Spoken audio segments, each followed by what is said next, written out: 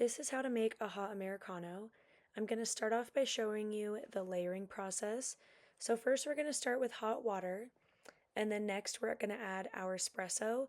For the large size, we're going to do 4 shots of espresso.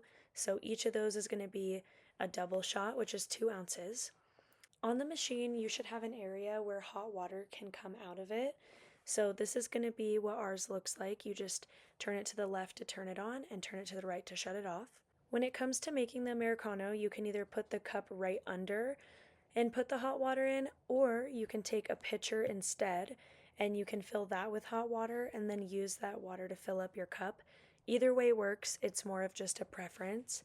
But regardless, we're going to do the water first in the Americano. As that's going, we're going to set up our shots as well. And so right when you start your water, you should be able to push start on both of your shots, or however many shots you're needing for your drink, and they should be finishing all around the same time. Once the shots are finished, all we're going to do is pull them out before we turn the machine off. So again, in this one, I'm going to have 4 shots total, 2 shots of espresso in each of these shot glasses. And then as the Americano water is going, we're just leaving about an inch of room at the top so those shots can sit on there nicely. I would leave a little more room if your customer wants cream. And then all 4 of these shots are going to go right on top with the beautiful golden crema, and that is an Americano.